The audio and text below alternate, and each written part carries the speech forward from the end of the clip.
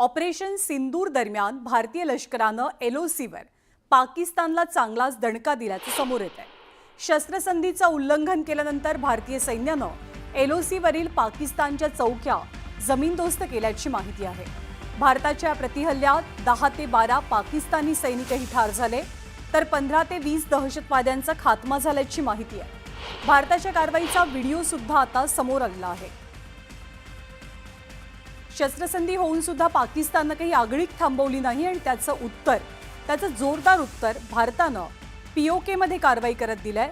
त्या संपूर्ण कारवाईमध्ये 15 ते 20 दहशतवाद्यांचे तळ उद्ध्वस्त झालेले आहेत, सोबतच अनेक दहशतवाद्यांचा खात्मा झालाय। त्या हल्ल्यामध्ये 10 ते 12 पाकिस्तानी सैनिक ठार झाल्याची सुद्धा माहिती मिळते आहे।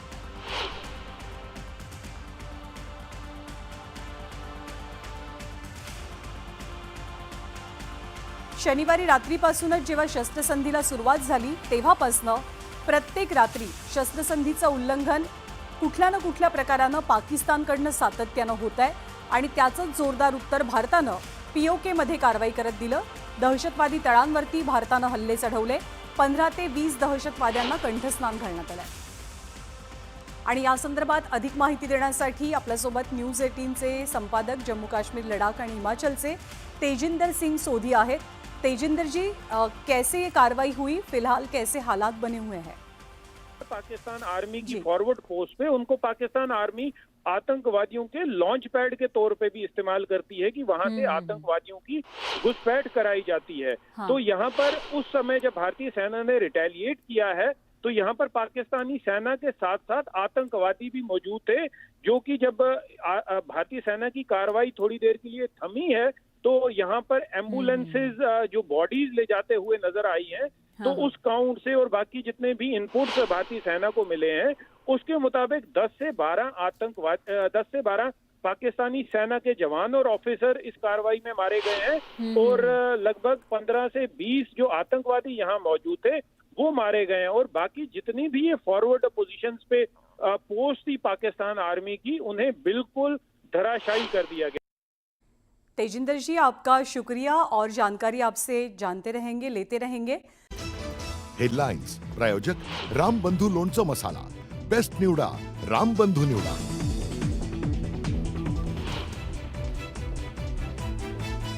एलओसी वरती 15 ते 20 दहशतवादी आणि 10 ते 12 पाकिस्तानी सैनिकांचा खात्मा। भारताच्या कारवाईमध्ये पाकिस्तानच्या चौक्या आणि दहशतवाद्यांचे तळ उद्ध्वस्त।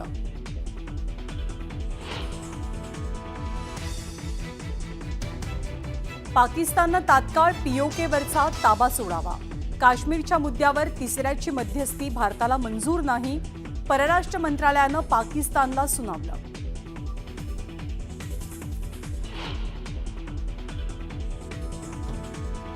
भारत में निर्दोष लोगों का खून बहाने का एक ही अंजाम होगा, विनाश और महाविनाश।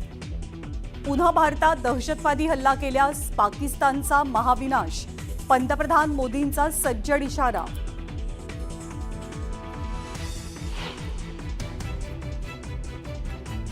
जम्मू काश्मीरच्या शोपियामध्ये पहलगाम हल्ल्याचा मास्टरमाइंड मुसाच्या 3 साथीदारांचा खात्मा, शाहिद अहमद कुट्टेही मारला गेला।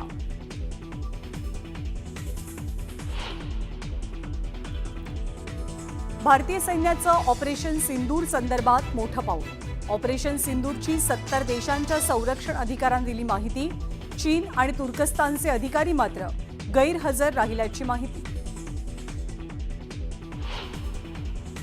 तुर्कीच्या सफरचंदांवरती राज्यातल्या व्यापाऱ्यांचा बहिष्कार। पाकिस्तानला पाठिंबा दिल्यामुळे तुर्कीची सफरचंद बाजारातनं गायब, मोठ्या प्रमाणात नुकसान होण्याचा अंदाज।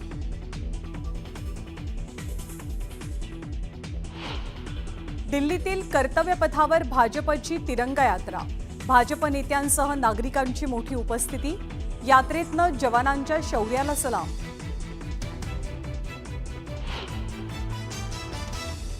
भाजपचे अध्यक्ष जे.पी. नड्डा पंतप्रधान नरेंद्र मोदींच्या निवासस्थानी। दोनही नेत्यांमध्ये महत्त्वाची बैठक सुरू।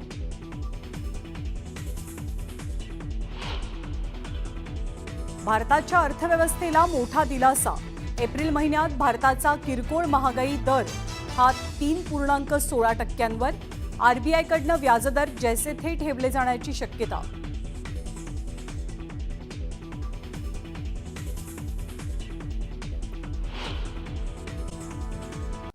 तर भारतीय बनावटीच्या आकाश मिसाईलनं पाकिस्तानची मिसाईल आणि ड्रोनच्या ठिकऱ्या उडवल्या. भारतीय शास्त्रज्ञांची मेहनत आणि संशोधनाचा हा आविष्कार बघून सगळं जग आश्चर्यचकित झालं. डीआरडीओनं तयार केलेल्या आकाश मिसाईलनं पाकिस्तानचे नापाक इरादे उधळून लावले. पाकिस्ताननं भारताच्या सीमावर्ती भागामध्ये मोठ्या प्रमाणात हल्ले करण्याचा प्रयत्न केला होता, कारण भारतानं पहलगाममधील दहशतवादी हल्ल्याचा बदला एअर स्ट्राईकच्या माध्यमातून घेतला होता. त्यामुळे पाकिस्तानवर मोठा आघात झाला. अनेक दहशतवादी ठार झाले. यामुळे पाकिस्ताननं मिसाईल आणि ड्रोनच्या माध्यमातून हल्ले करण्याचा प्रयत्न केला. पण पाकिस्तानचे हे हल्ले आपल्या आकाश मिसाईलनं हवेतल्या हवेत परतवून लावले. डीआरडीओनं आकाशचा प्रोजेक्ट 3 दशकांपूर्वी सुरू केला होता. मोठं संशोधन आणि अनेक चाचण्या घेतल्यानंतर आकाश मिसाईलला सैन्याच्या भात्यात समाविष्ट करण्यात आलं होतं. आकाश मिसाईलची कीर्ती तर आधीपासूनच जगभरात पसरली आहे. आकाशचा वेग आणि मारक क्षमता लक्षात घेऊन 2 देशांनी भारताकडून आकाश मिसाईलची खरेदी केली आहे. तसंच इतर देशही त्याच्या खरेदीसाठी इच्छुक आहेत. एकंदरीतच आकाशच्या शक्तीनं पाकिस्तानच्या नापाक इराद्यांना धुळीस मिळवून देशाच्या संरक्षणात मोठी भूमिका बजावली आहे. आगामी काळातही आकाश संरक्षणासाठी सिद्ध झालाय. तर आकाशची बलस्थानं नेमकी कोणकोणती आहेत ते जाणून घेऊयात ग्राफिक्सच्या माध्यमातून. वेग आणि मारक क्षमता आकाशचं सर्वात मोठं बलस्थान आहे. भारतीय बनावटीचा आकाश हे मिसाईल आणि 40 किलोमीटरच्या टार्गेटसाठी आकाश मिसाईल हा सक्षम आहे. तर रडार कमांड मार्गदर्शनासाठी 90%पेक्षा जास्त टार्गेटवर मारा करण्याची याची क्षमता आहे आणि 55 किलो स्फोटके घेऊन मारा करण्याची आकाशामध्ये क्षमता आहे. आकाश त्यासाठी सक्षम आहे.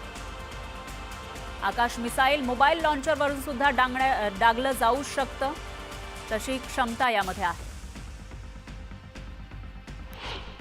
आकाश ही एक इंडिजिनस डेव्हलप केलेली आपल्या डीआरडीओची एक फार चांगली सिस्टीम आहे. ही दोन्ही पद्धतीने वापरता येते, म्हणजे एअर लॉन्च आणि ग्राउंड फोर्सेसनी पण. आणि बेसिकली आकाशचा रोल हा जो आहे हा ड्रोन्सना डिफीट करण्यामध्ये आहे.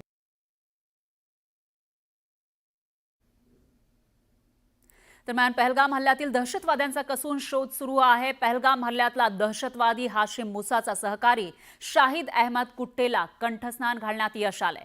सुरक्षा दलांनी सर्च ऑपरेशन दरम्यान शोपियानमध्ये चकमक झालेली होती. सुरक्षा दल आणि दहशतवाद्यांच्या गोळीबाराला सुरक्षा दलांकडून चोख प्रत्युत्तर देण्यात आलं.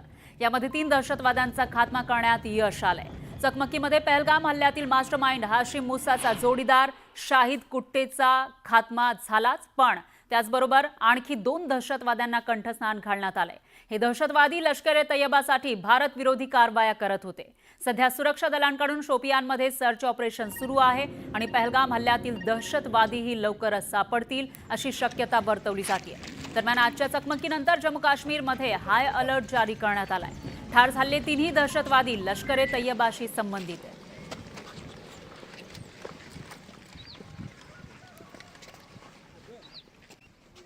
तर भारताची ही मल्टी लेअर डिफेन्स सिस्टीम नेमकी कशी आहे ते आपण बघूयात ग्राफिक्सच्या माध्यमातून. याच्यामध्ये पहिला लेअर आपण बघितला तर तो म्हणजे काउंटर ड्रोन आणि मॅनपॅडचा हा लेअर आहे.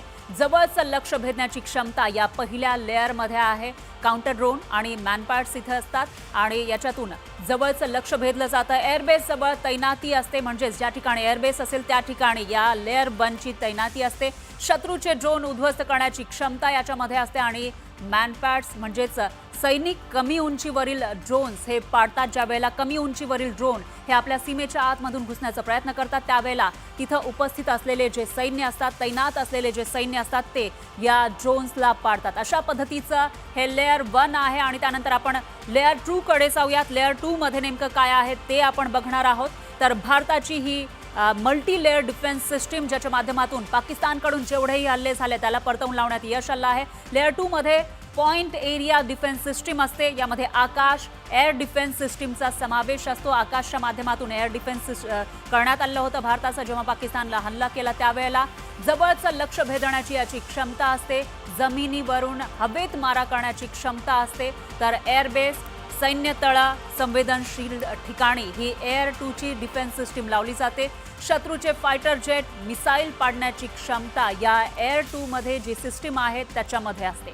आणि भारताच्या या एअर 2 सिस्टीमनं सुद्धा चांगली कामगिरी बजावलेली आहे. त्यानंतर आपण तिसरा लेअर बघायला गेलो तर याच्यामध्ये medium range surface to air missile असतात. म्हणजेच मीडियम रेंजच्या सरफेस म्हणजे जमिनीवरून हवेमध्ये मारा करणाऱ्या मिसाईल या ठिकाणी असतात. बराकेट सारख्या मिसाईलचा समावेश याच्यामध्ये होतो. मध्यम पल्ल्याचं लक्ष भेदण्याची क्षमता यामध्ये असते. शत्रूचे फायटर जेट असतील किंवा मिसाईल सारख्या प्रत्येक प्रकारचं टार्गेट हवेतच नष्ट करण्याची क्षमता या लेअर 3 मध्ये असते. आणि त्यानंतर आपण बघूयात लेअर 4 मध्ये नेमकं काय असतं ते. तर लेअर 4 मध्ये long range surface to air missile असतात. म्हणजेच लांब पल्ल्याच्या या मिसाईल असतात. जमिनीवरून हवेत मारा करण्याची यांची क्षमता असते. लांब पल्ल्याचं टार्गेट नष्ट करण्याची मारक क्षमता या लेअर 4 मधील मिसाईलमध्ये असते. तर यामध्ये सुदर्शन चक्र म्हणजेच S-400 आणि पृथ्वी एअर डिफेन्स सिस्टीमचा समावेश या लेअर 4 मध्ये असतो. शत्रूचे फायटर जेट असतील, मिसाईल असतील, बॅलिस्टिक मिसाईल असतील, क्रूज मिसाईल हवेतच नष्ट करण्याची क्षमता या लेअर 4 ची असते. और ऑस्ट्रेलियंस ने उस समय एक कहावत निकाली थी, that from ashes to ashes and from dust to dust, if Thommo don't get here then Lillee surely must. और अगर आप इस लेयर को देखें तो आप समझ जाएंगे कि मैं आपको क्या बताने की कोशिश कर रहा हूं. तो अगर आप सारे सिस्टम्स को पार कर भी गए तो आपको फिर भी एयरफील्ड या लॉजिस्टिक इंस्टॉलेशन या जो भी चीज़ को आप टारगेट कर रहे हैं उसमें पहुंचने से पहले कोई ना कोई इस लेयर्ड ग्रिड का सिस्टम जरूर गिरा देगा. पाकिस्तान के ड्रोन, उसके यूएवी, पाकिस्तान के एयरक्राफ्ट और उसकी मिसाइलें हमारे सशक्त एयर डिफेंस के सामने सबके सब